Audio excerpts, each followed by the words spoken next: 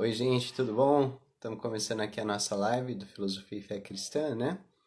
E pessoal chegando aí.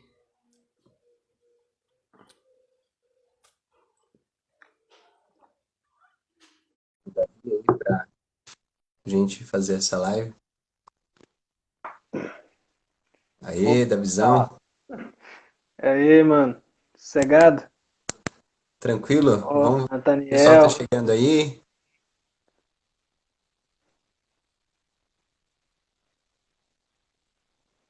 Isso aí, da visão. Isso Eu e aí. Davi, a gente pela primeira vez live à distância, né? Quarentenados. Pois é, separados pelo vírus. É. Ô, Cássia, tudo bom? É, legal. Então, essa live é pra gente estar tratando do tema de Trindade, né, Gisele? E de outras questões também, né? Acho que vai ser muito bom você falar um pouco sobre Trindade, né? O pessoal mandou Aham. duas perguntas aí. A gente pode também dar uma olhada nas perguntas, né? E é isso, acho que a gente pode falar um pouco sobre isso. A gente deixa também a oportunidade aí para quem está entrando na live, pode fazer perguntas, a gente vai, na medida do possível, estar respondendo essas questões. A gente só tem uma hora de live, né? Mas Isso. acho que Então tá, pessoal, participem aí, mandem suas perguntas, suas dúvidas e a gente vai responder. Mas para começar, eu vou começar falando então, Gisele, do modelo da Trindade que a gente tratou essa semana. É o modelo de constituição acerca da Trindade, proposto pelo Michael Rea. isso, acho que seria bom você dar um panorama para o pessoal sobre o ilemorfismo aristotélico, né? Sobre Tá toda a bom. base. É. O Michael Rea, ele e o Brouwer fizeram o quê? Eles pegaram uma teoria filosófica do Aristóteles que responde um problema filosófico clássico e aproveitaram essa teoria do Aristóteles, essa resposta do Aristóteles, para solucionar também o problema da Trindade, que eles acham que a solução de Aristóteles para esse problema clássico serve como solução para o problema da Trindade.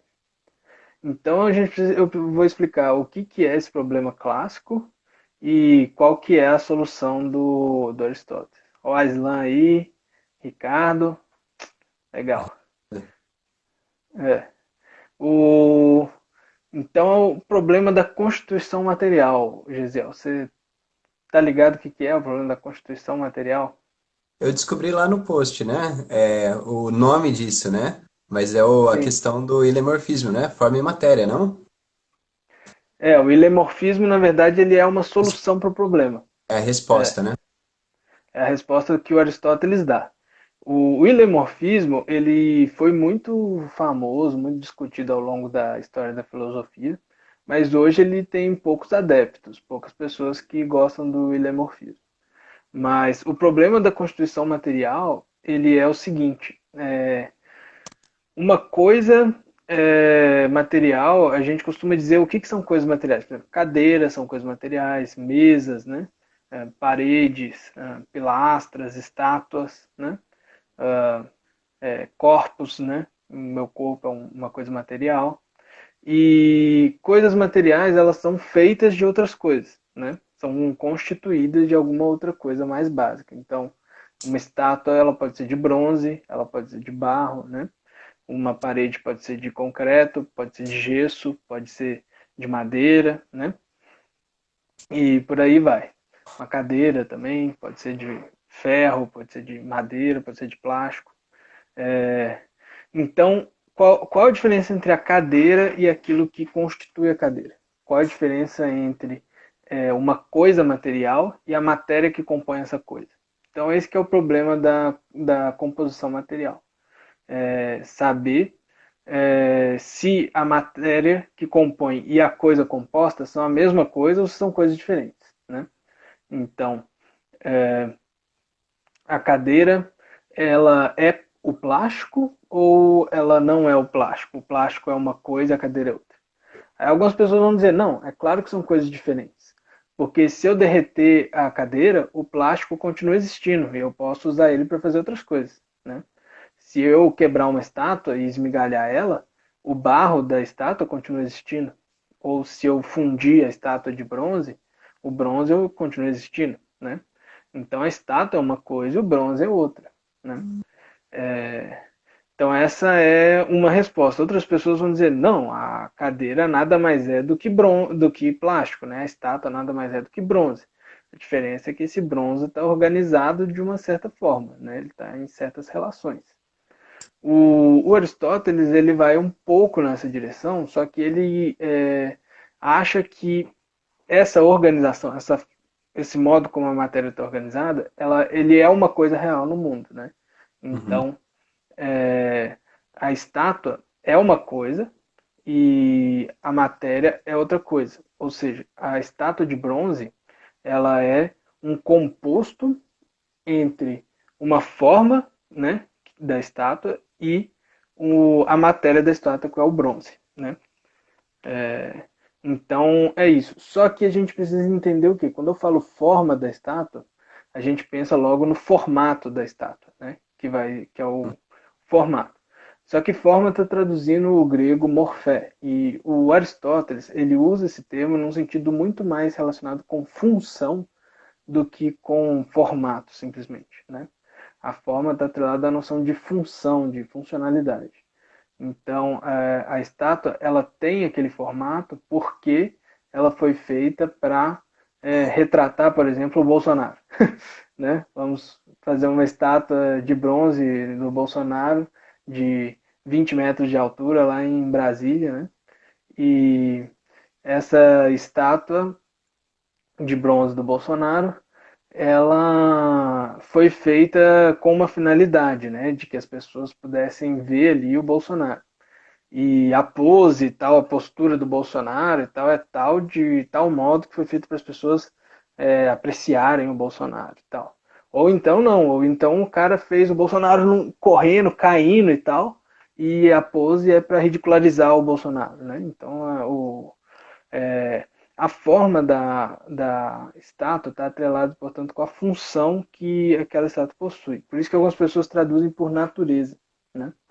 Então, se a gente pensar em termos, por exemplo, o bronze, ele é um elemento químico na tabela periódica hoje, a gente entende assim, né? Esse elemento é formado por átomos, né?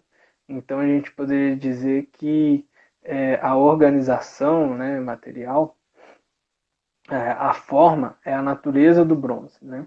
Ele nada mais é do que subpartículas organizadas de uma certa forma, né? Que fazem com que ele tenha tais propriedades. Então, a natureza do bronze o que faz o bronze ser o bronze e ter as funções que ele tem. Uhum. Tá certo? Então, então, no problema da constituição material, a gente queria saber se a matéria e a coisa que é feita daquela matéria são a mesma coisa ou são coisas distintas. O Aristóteles vai dizer o seguinte: a coisa final é um composto entre matéria e forma, né? Entre hilé, que é matéria em grego, e morfé, que é forma em grego, né? Ou seja, é um hilemorphos, uma ilemórfica, uma coisa ilemórfica. O ilemorfismo, então, é a teoria de que as coisas materiais são compostos ilemórficos, ou seja, compostos de matéria e forma. Uhum. Então, as coisas elas têm mais ou menos que duas naturezas, né, por assim dizer. Elas têm a sua natureza material e a sua natureza formal. Elas têm uma substância material que faz ela ser o quê? E tem uma substância formal, né? Ou uma essência, né? Enfim, o termo que Aristóteles usa, ousia, no grego, é traduzido ora por substância, ora por essência, porque o Aristóteles quer dizer coisas diferentes com ele. E em latim foi desenvolvido coisas diferentes com os termos substantia e essentia, que a gente traduz por substância e essência. Então, o, o ponto principal, então, é que as coisas são esses compostos de duas coisas, né? De duas substâncias diferentes. Quando a gente vai para a Trindade, o ponto principal da ortodoxia é qual, Gesiel, acerca de substância? Quando a gente vai sobre a Trindade, bom, Isso, de que as pessoas da Trindade elas têm a mesma substância, exatamente. ou São pelo menos que com respeito ao consubstanciais. Pai e ao Filho, a substância do Pai e a substância do Filho são a mesma, né? Isso, eles são homoúcios, exato. E têm a mesma substância, exatamente. Então, essa é a questão, é o ponto ortodoxo, né, acerca de substância.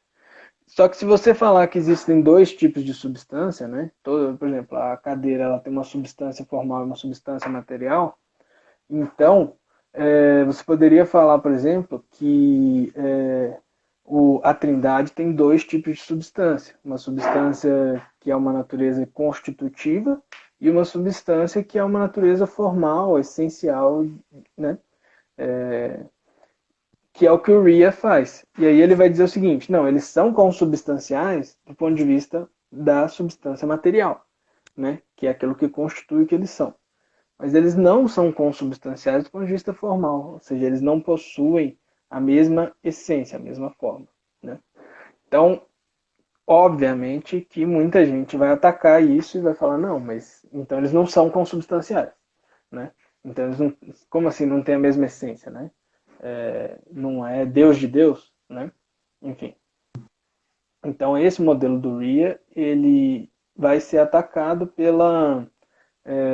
por muita gente da ortodoxia e algumas pessoas inclusive atacam ele de cair no triteísmo. Por quê? Porque uma vez que são três essências distintas, três substâncias distintas, são três deuses distintos, né?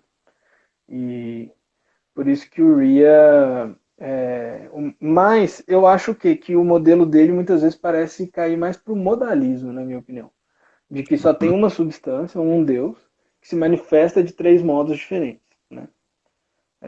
Para mim, tem essa aparência. Né? Não sei o que você acha, Gisele. Para você, o modelo parece triteísta, modalista ou nenhum dos dois? Eu concordo que parece um tanto mais modalista, né? O modalismo Um é tanto mais aquela modalista. tendência de mostrar que Deus tem como que três máscaras, né? Três modos de aparecer durante a história, mas é um Deus, quer dizer, o modalismo extremo, né? O modalismo Isso. levado à sua última consequência. A ideia de que Deus é um só ser, uma só pessoa, digamos assim, né? Acho que fica mais fácil entender desse modo, mas ela se manifesta de diferentes modos. Essas personas, né? Essas máscaras, digamos assim, que Deus coloca e se manifesta são os modos, né? Que é o modo do Deus Pai, modo do Deus Filho, modo Deus Espírito Santo, né?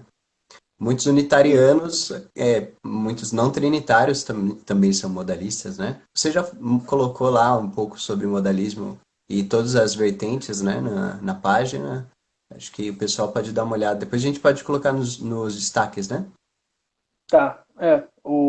Mas é A gente isso, me já falou parece um muito pouco mais sobre modalismo. modalista por essa razão, né? É, Deus tendo a mesma substância, o mesmo tipo de identidade, mas aparecendo de modos diferentes, né? Desculpa, pode ir. Eu te atropelei. Não, é isso mesmo. É, Então, é, o Rhea, então, se tem gente que acha que ele é triteísta e tem gente que acha que ele é modalista, a teoria dele ou é muito ruim, porque ela erra nos dois extremos ao mesmo tempo, né? Ela cai em duas heresias que ninguém conseguia conciliar antes, ou ela é muito boa, porque significa que ela está em algum lugar entre o triteísmo e o modalismo, que é onde a ortodoxia está, né? A ortodoxia ela está em algum lugar aí no meio, né? Entre Deus tem uma só natureza e Deus tem três pessoas, né? Ou três. O Barth coloca modos de existência, mas ele não tem em mente o modalismo, né? Ele só quer ressaltar que o termo pessoa que a gente traduz hoje em dia não tem nada a ver com o termo pessoa no latim de Agostinho quando ele formulou, né? Que Uhum. persona no latim era, é, por exemplo, as máscaras que os atores usavam, né? E a partir daí eram modos de manifestação de existência do ser, né? Mas é controverso, né? Enfim, Só dele falar Mas de eu tenho, modo já evoca o modalismo. Ah, mas eu tenho aqui uma questão de caráter um pouco filosófico sobre sobre o problema de conciliar filosofia e fé cristã, de novo exibido na questão no problema lógico da Trindade, né? Que é assim, do ponto de vista da ortodoxia, sempre vai ser um mistério a Trindade, né? Por outro lado, o filósofo ele quer tecer explicações, para isso ele usa categorias filosóficas, analogias, né? E sempre vai ter um problema de fazer isso, né? O filósofo ele pode exagerar nas caixinhas, digamos assim, ao tentar colocar aquilo que a ortodoxia diz dentro das caixas filosóficas, né? Dentro dos sim. conceitos que a gente usa para descrever a realidade, e para isso ele às vezes comete algum exagero, mas às vezes também só jogar para o lado do mistério não resolve o problema, né? O problema continua sendo um problema. Então não adianta, as pessoas falam assim, mas a Trindade é um mistério.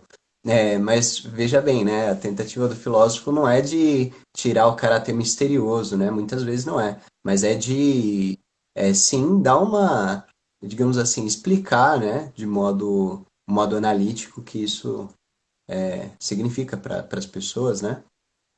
Sim, Tentar dar uma descrição, né? Existem muitas analogias na história sobre a Trindade, e eu um dia vi um post brincando dizendo que ah, fazer analogias sobre a Trindade é como estar num escorregador e que o final do escorregador é cair na heresia, né? E isso me marcou bastante, porque então, assim, parece que tem uma certa legitimidade esse pensamento, mas por outro, o filósofo ele precisa dar uma resposta satisfatória, né? De como, por exemplo, para pessoas que não são cristãs e estão curiosas com a fé, como isso pode ser plausível, né, do ponto de vista filosófico, né? sim, não adianta a gente simplesmente falar que a fé é racional e na hora que surge um problema racional a gente esquivar dele e falar, ah não, mas esse problema aí eu não preciso responder, mas minha fé continua sendo racional, né? Então, eu acho que a gente não precisa ter uma fé que solucione todos os problemas filosóficos, né? Uma fé que seja brilhante, perfeito, mas a gente precisa ter consciência de que de vez em quando a gente encontra problemas que a gente não consegue solucionar, né? E mas não é por isso que a gente não vai tentar solucionar e entender esses problemas mais a fundo e ver novas formas de olhar para eles, né? Que é o que a gente vem fazendo. Não sei o que você acha, concorda? Concordo totalmente. Eu, Legal. eu acho que isso O, já dá para dar uma explicada um pouco melhor, né, para o pessoal, como o post sim, foi um post tecnicamente mais rebuscado, né? sim. E Mas ó, o Matt Gouveia gostou. eu vi Ele a reação. mandou aqui, o post ficou maravilhoso. Agora, o Ricardo tá mandando umas perguntas aqui, Gesiel. Isso, lá em cima tem uma questão que o João Augusto deixou. Isso, esse é João Augusto. O meu negócio aqui tá zoado. Ah, Eu tô tentando. O Instagram dá um trabalho, né? Mas o João, ele botou duas perguntas. Uma é o seguinte: fala sobre o logos e o que tem relação com isso. E a outra é: será que a substância não tem a ver com o caráter demonstrado na história? Bom, eu vou falar sobre essa primeira então, o logos, né? O que é logos? Né? Logos é uma palavra grega que significa razão, raciocínio, pensamento, argumento, palavra. Né? Existem várias traduções possíveis. É uma palavra que ela é usada em diversos contextos com diversos significados. Né? Então, na teologia cristã, João usa essa palavra, né, no Evangelho de João, e ele diz que Jesus é o Logos, né? Ele fala, o Logos se fez carne e habitou entre nós, né? A palavra, ou o verbo, né? Algumas traduções trazem o verbo, o verbo se fez carne e habitou entre nós, né? No princípio era o verbo estava com Deus e o verbo era Deus. En arche en hologos, kai hologos en prostonteon, kai hologos en roteus. Isso. Davi Enfim, esbanjando grego. Pois é, só Davi fez para. 8 gregos da Unicamp, né, Davi? É, cara, 8 disciplinas de grego. pois é. Mas então, nessa situação da teologia cristã, foi desenvolvida uma teologia, principalmente no Egito, né, os pais alexandrinos, que enfatizavam muito a visão de Cristo como o Logos, ou seja, é, como um princípio racional ordenador da realidade. Né? Na filosofia grega já tinha esse tema do Logos presente, né? Principalmente em Heráclito de Éfeso, e João foi é, bispo de Éfeso, né? Uhum. E provavelmente teve contato com a filosofia de Heráclito. E o Logos, então, é um princípio ordenador da realidade. Para o Heráclito, ele acaba falando do Logos como realmente uma substância material, né? Era o que ele chama de fogo, né? Seria tudo no fundo fogo, né? E esse fogo dele não tem nada a ver com o que a gente chama de fogo exatamente, né? É uma coisa como se fosse um princípio metafísico meio imaterial, mas só que é material, enfim, é uma coisa meio bizarra. Heráclito é bem obscuro. E ele fala que isso é o logos e que toda a realidade é formada por isso, né? O, e isso é o que organiza tudo. Então, os pais alexandrinos eles vão dizer, não, João estava tomando isso e Jesus é o Logos. Jesus, então, é o princípio organizador da realidade. Jesus é uma coisa transcendente, ele é um negócio que permeia toda a realidade e que faz as coisas existirem, né? Mas espera aí, Jesus não era uma pessoa que veio em carne e osso aqui, que estava aqui, que, né? O próprio apóstolo João, né? Teve em contato com Jesus e tal, né? E encostou em Jesus. Como é que Jesus é esse logos, esse princípio, né? E isso vai ser discutido nos concílios e eles vão fechar, né, a questão da dupla natureza de Cristo, né? Que ele é Deus e homem ao mesmo tempo. E então o logos é isso. Como é que isso entra na Trindade agora, né? Que foi a pergunta.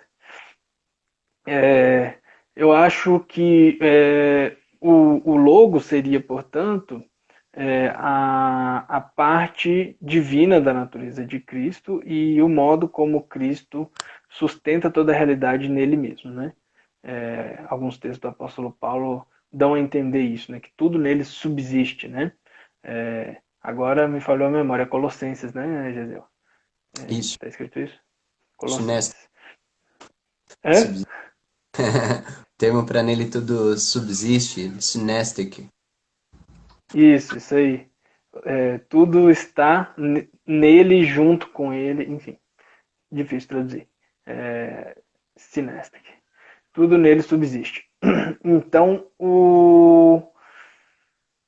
eu acho que isso se relaciona com a Trindade, com a questão lógica da Trindade, da seguinte forma: talvez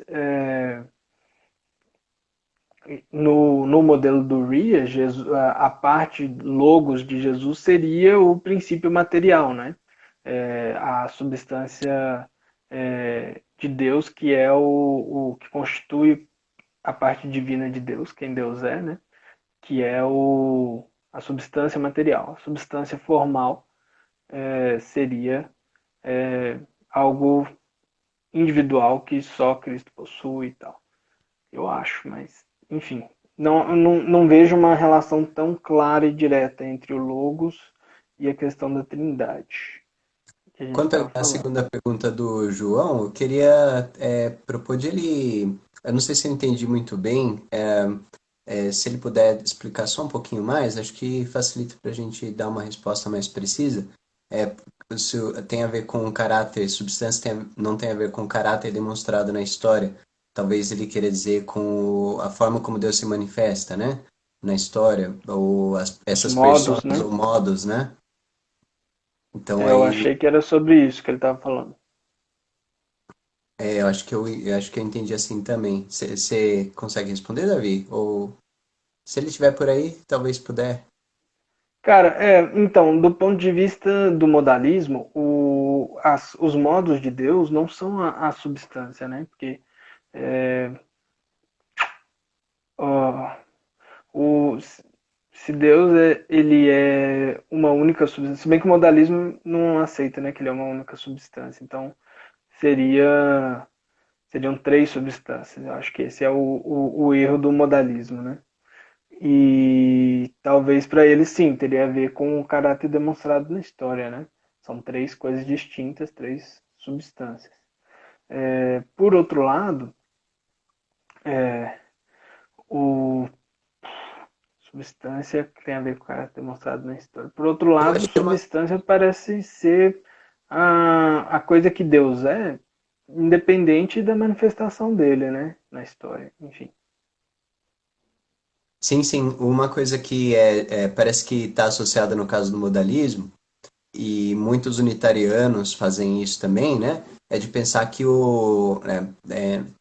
os modos de ação de Deus na história definem suas modalidades, né? Então, assim, a manifestação de Deus na história, primeiro como Deus Pai, depois como Filho, depois como Espírito, isso define algo sobre o caráter de Deus, né?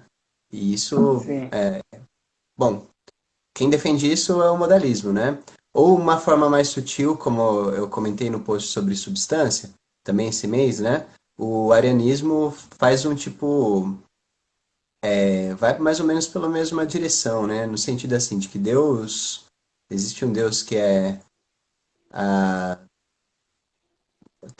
Deus eterno, possui divindade, é absolutamente divino, onipotente, e Jesus é filho dele, mas é de uma substância derivada, né? Ele é criado, né? Não é gerado diretamente pelo pai. Então ele não possui os mesmos atributos, né? Ou as mesmas características, as mesmas propriedades de Deus o Pai. Então ele não tem mesmo a você que mesma está essência. escutando, você que está escutando aí, presta atenção que ele está falando de uma heresia, né? Ele não está defendendo essas coisas, não. Isso. Eu só tô tentando explorar um pouquinho, porque essa é uma questão bastante interessante, né? Qual que deve ser a relação entre a substância de Deus, então, ou aquilo que compõe Deus mais substancialmente, e as personalidades dele, né? Parece Isso. que qualquer pessoa que tentou fazer uma dicotomia entre essas duas coisas acabou caindo em alguma das heresias, né? Esse é o caso do Ario, por exemplo. Ao separar a personalidade de Deus Filho tipo assim, da de Deus Pai, mas dizer que eles têm, isso implicaria que eles têm substâncias diferentes, ele estava cometendo um abuso, né? Com aquilo que as escrituras dizem e com, enfim, com a fé trinitária. E por isso ele foi condenado por heresia no Concílio de Nicéia. Sim. É, O Damião falou das analogias do Agostinho aqui. sim. As analogias de O Santo Agostinho, Agostinho, de Santo Agostinho, que Santo Agostinho faz em De Trinitate são interessantíssimas. Ele enxerga modos de coisas na realidade comum que se manifestam trinitariamente. Essa é a missão do filósofo, né?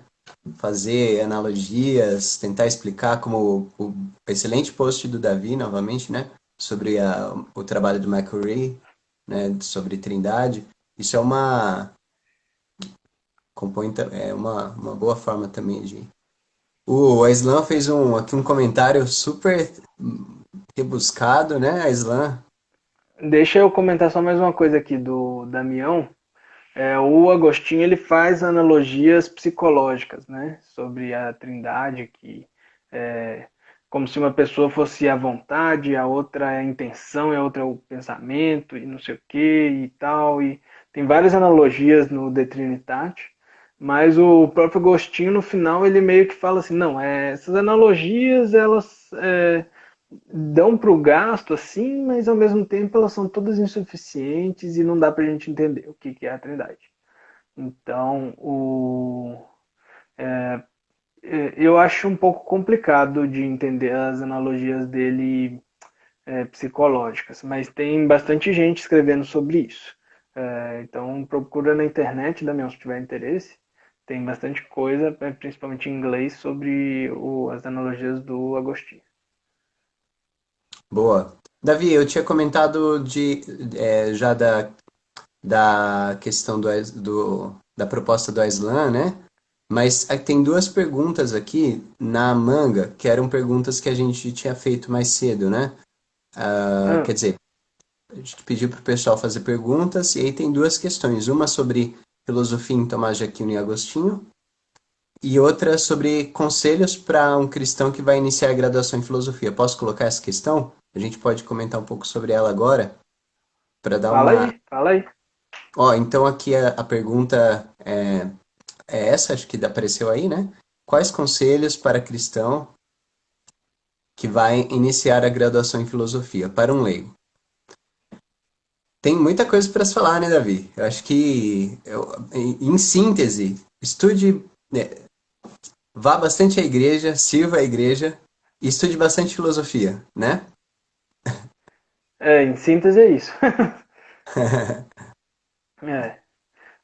É bom, assim, se você tiver amigos, né, a rede, entre em contato aqui com a gente, né, enquanto você estiver estudando filosofia, se surgir alguma dúvida, né, e, e a gente manter a conversa, né, porque é difícil, às vezes, na igreja encontrar irmãos na fé que estejam pensando a mesma coisa que um estudante de filosofia, né, está pensando, esteja com as mesmas questões, né. Não é comum em várias comunidades você conseguir encontrar alguém para conversar. Então, procura a gente, procura outras pessoas assim online, né, que filósofos cristãos e que pode conversar as questões que forem surgindo, né, durante os seus estudos e tal, né, Gesel. Com certeza, é importante não se isolar, né? Eu acho que essa é essa é uma das três regras, né? Acrescentaria essa terceira aí.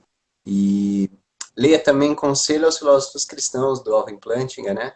Excelente texto Sim, de introdução à filosofia cristã, que, enfim, Conselho aos Filósofos Cristãos, excelente texto está do traduzido em português, você acha no Google. você acha no Google em português, é um ótimo texto. E lá você vai perceber como é possível ser cristão e fazer a filosofia de forma legitimamente cristã, né? Tem muitos outros textos que a gente poderia recomendar, mas acho que a gente deu algum caminho das pedras, né? Sim, é. E algumas dicas eu já tinha deixado nos stories, né? Ó, a Islam, Estudar lógica, filosofia da linguagem. Ah, a Islam falou, já me senti muito só também sem ter com quem conversar no mesmo nível, né?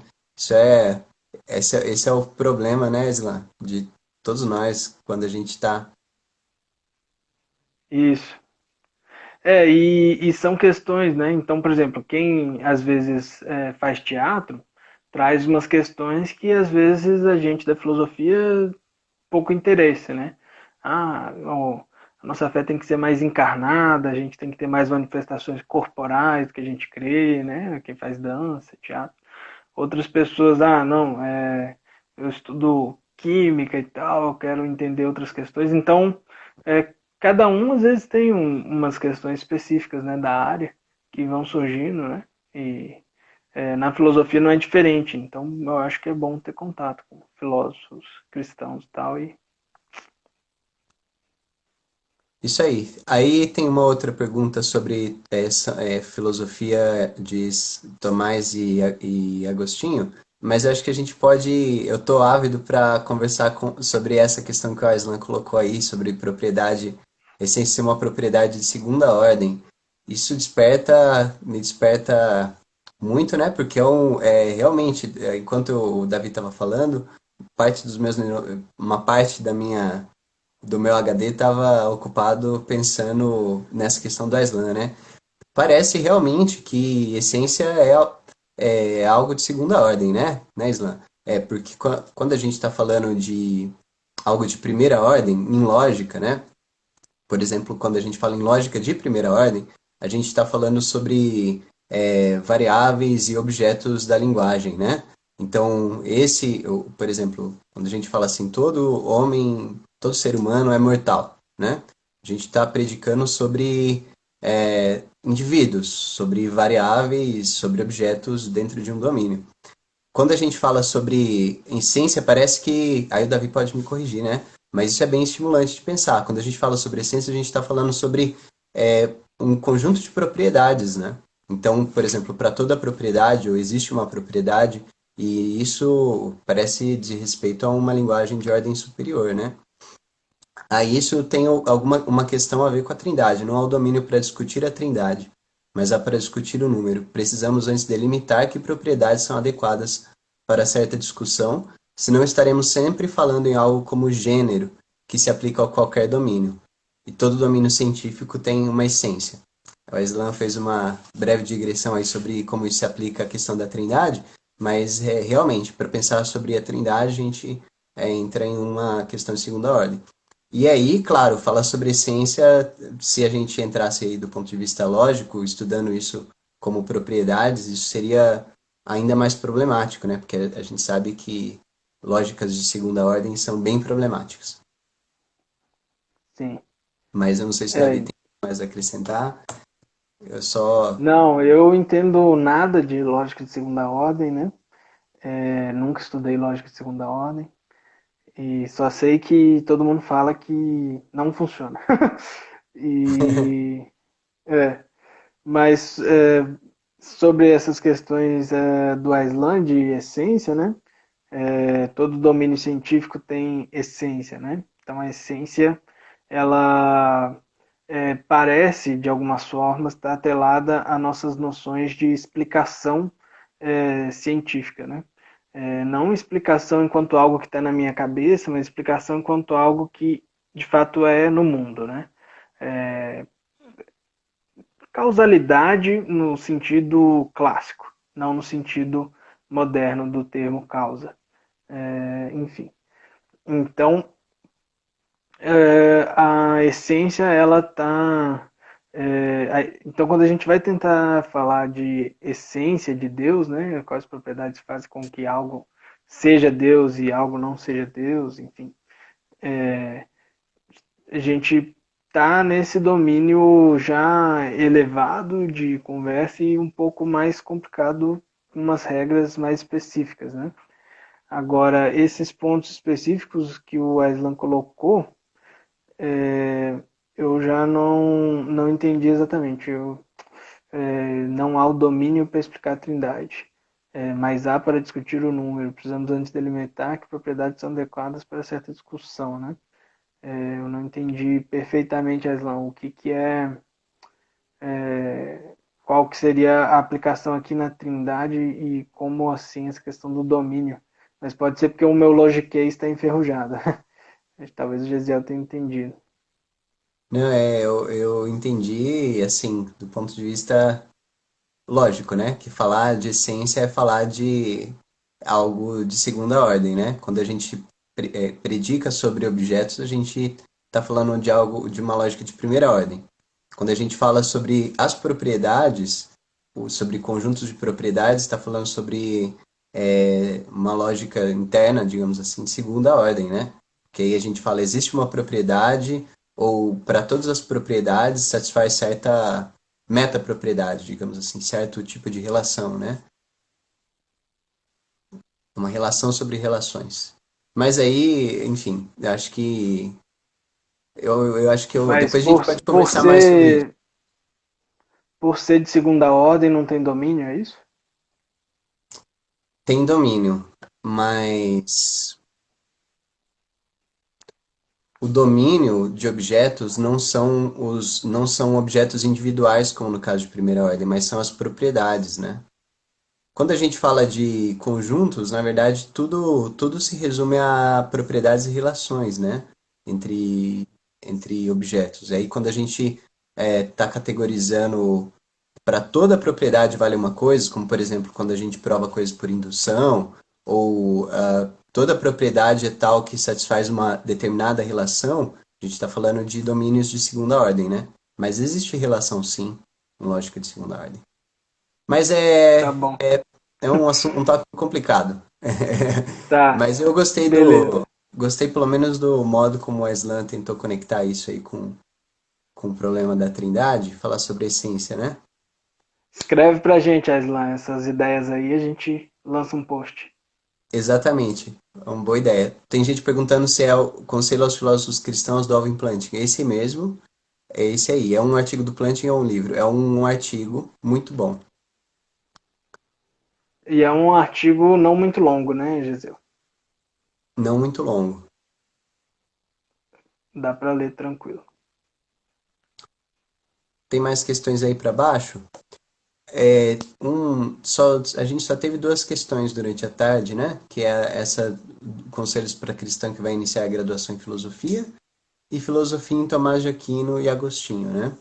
Então, Tomás de Aquino e Agostinho são filósofos que a gente sempre vai revisitar, né?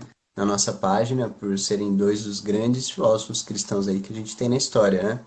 E isso é uma coisa que, enfim, a gente sempre passa por eles, né? São dois gigantes, dois colossos, né, da filosofia cristã aí. A gente acaba passando um pouco mais por Agostinho, eu acho, né? Já tem alguns posts aí na página de Agostinho. Não, tem Tomás também, Tem Tomás, né, sobre o poder de Deus. isso. É.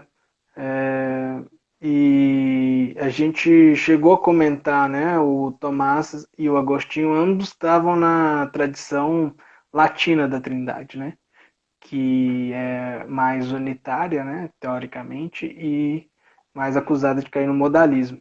Hoje em dia, contudo, tem muita gente fazendo novas interpretações deles que dizem que não existe exatamente essa distinção tão clara entre trinitarianismo latino e trinitarianismo grego. Eles são mais parecidos do que a gente costuma afirmar, e não existe essa coisa de prioridade do uno para o latino e do trino para o grego, né?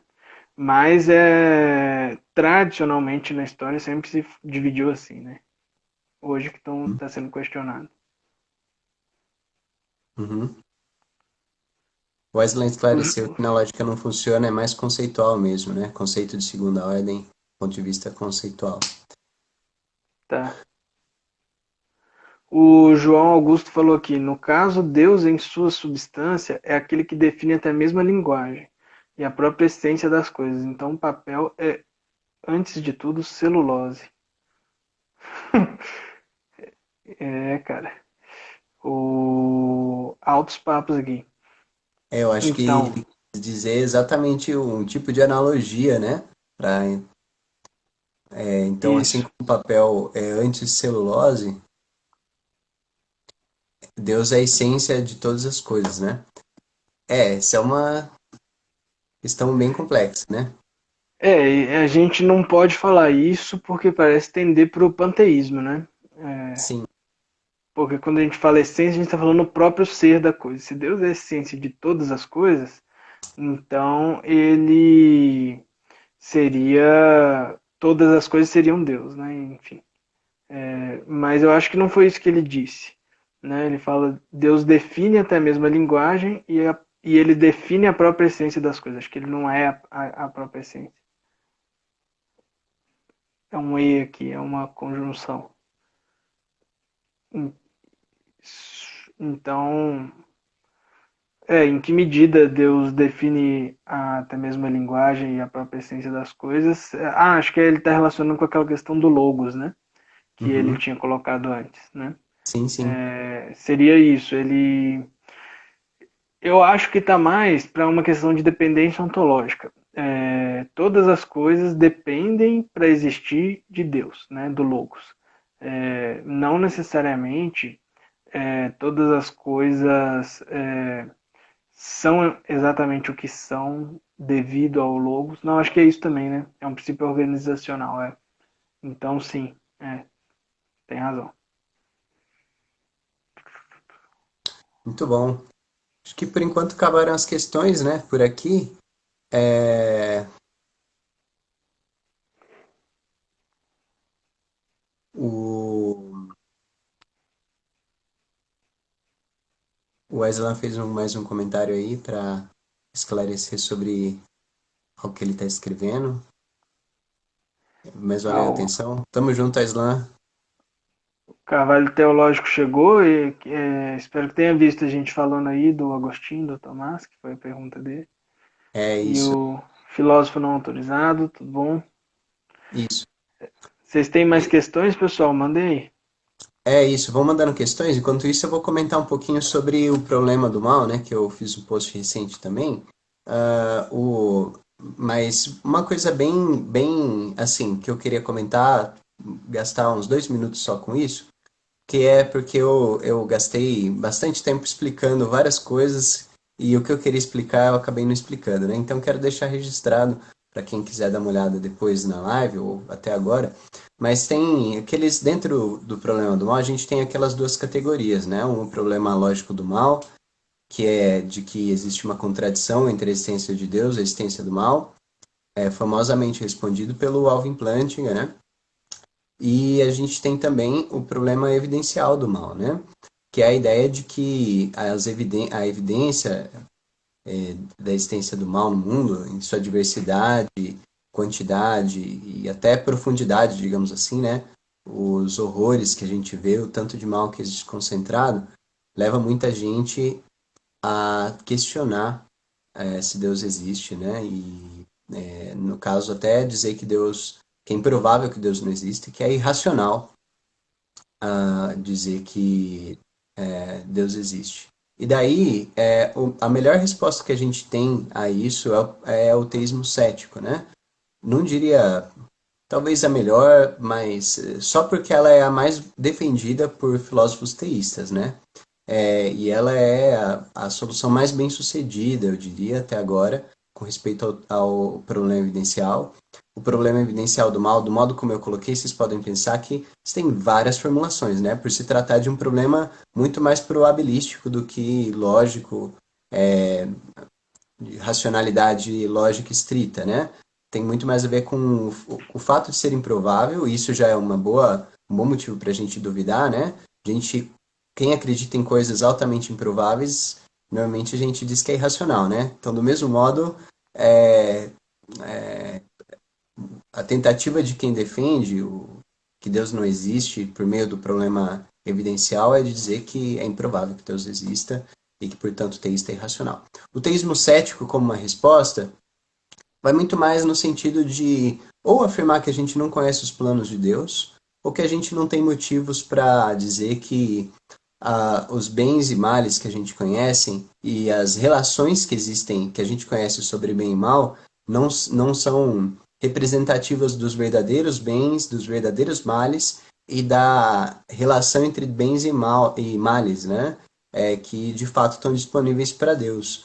E isso leva a várias questões. O teísmo cético, por exemplo, contradiz a epistemologia reformada do Alvin Plantinga, e isso já é um grande problema em si, porque se a melhor resposta ao problema evidencial do mal parece contradizer a melhor teoria epistemológica sobre a descrição da crença em Deus, né, a descrição da racionalidade da crença em Deus em termos de epistemologia, isso já seria problemático. Tem outras questões que o teísmo cético leva de problemáticas, né? Por exemplo, se a gente pode ter verdadeiro conhecimento moral, dado que a gente tem certo ceticismo com respeito a bem e mal, mas o ponto aqui não é tanto de afirmar outras tendências céticas e nem tanto de contradizer a epistemologia reformada, embora isso seja um efeito secundário. A questão é muito mais que a gente não consegue, se nossos limites cognitivos nos tornam incapazes de conhecer os planos de Deus ou de dizer o que Deus queria com determinado horror ou com determinado mal ou com aquela quantidade de mal, a gente não pode dizer então nada a respeito de Deus não existir ou de que Deus não tem um plano de todo modo. Então vai mais ou menos por aí. Eu não sei se isso facilitou ou se piorou a questão, mas o ponto é, o teísmo cético diria, por exemplo, para a questão que a gente está vivendo hoje da Covid-19. Então a gente está dizendo, então, provavelmente não existe um Deus, porque parece que maldades tão abruptas e tão amplas como essas são realmente muito problemáticas, né? São para quando a gente fala sobre a existência de Deus, porque parece que elas não têm um telos, né? Elas não têm uma finalidade. Então, aí o teísta cético diria assim: você não pode dizer, pequeno gafanhoto, que Deus não tem uma finalidade porque você não é capaz nem mesmo de conhecer os verdadeiros bens, os verdadeiros males, né? E nem a relação entre eles. Então, você, na sua balança, você não pode colocar contra Deus os bens e males que você conhece, porque é o modo como você conhece eles, né? E não o modo como eles realmente estão disponíveis para Deus. Então, tem várias respostas de teísmo cético, essa é uma delas. é mais ou menos a do Michael Bergman, né, o filósofo da Purdue University, mas é uma coisa, é um tópico bem interessante. Espero que a gente possa discutir ele Que outras. é o atual presidente da Sociedade de Filósofos Cristãos. Ah, é, sim, sim. É. Muito bom. Realmente, é ele mesmo. O João Augusto perguntou: vocês são formados em teologia? Não, não somos, João Augusto. Como o Davi acabou de falar. Sobre o Tomás de Aquino, queria indicações de livros dele. Estou com pontas soltas. A gente pode dar algumas indicações, né? Mas eu, particularmente, não sou versado em São Tomás. Mas a gente pode ir É, aos tomistas, né, Davi? sim, eu também não sou. O único texto do Tomás que eu realmente estudei foi o Sobre a Eternidade do Mundo, que é um textinho dele, pequeno, não é um livro, onde ele argumenta acerca da possibilidade do mundo ser eterno e criado ao mesmo tempo, ou se ele tem que ter tido um início temporal para poder ser criado e etc. É um texto muito interessante, eu recomendo. A gente deixou aqui também na página já sobre o livro Sobre o Poder de Deus, né, do Tomás de Aquino. Um livro muito interessante, várias questões interessantes ali. Eu não li o livro por inteiro, mas eu folheei e tal e achei bem legal. E o mais famoso dele é a Suma Teológica, né? Suma contra os Gentios. São os dois calhamaços do Tomás aí, mais famosos. O meu orientador gosta muito da Suma Teológica, né? Meu orientador acompanha bastante São Tomás, então eu nunca li a Suma Teológica, mas eu já passei por várias partes, né? Principalmente as provas da existência de Deus e tudo mais. A gente chegou a estudar também lá no CLE, por um tempo, um livro do Feser, né? Dois livros do Feser de introdução à filosofia do São Tomás, né? Um eu acho que é The Last Superstition e o outro é Aquinas, eu acho. Os dois são do Edward Feser, filósofo cristão norte-americano, né? Tô escrevendo aqui, vê se é isso mesmo. É isso aí, Edward Feser, isso aí. Show. Olha, Então, o filósofo não autorizado perguntou aí: a resposta de Agostinho sobre o problema do mal é a mais bíblica? eu acho que essa é uma questão muito difícil de responder, né? A via que o Agostinho traz é mais ou menos a do livre-arbítrio, né? E digamos assim, a interpretação padrão dos filósofos cristãos, digamos assim, a resposta padrão de todos os filósofos cristãos, a maioria deles, né? É de. Vai mais ou menos por aí, né? De que, por causa do livre-arbítrio, Deus considerou, digamos assim, no seu, no seu desígnio que os seres humanos terem livre-arbítrio era uma coisa boa. E você dar livre-arbítrio para as pessoas significa elas poderem escolher bem ou mal. E elas escolheram mal.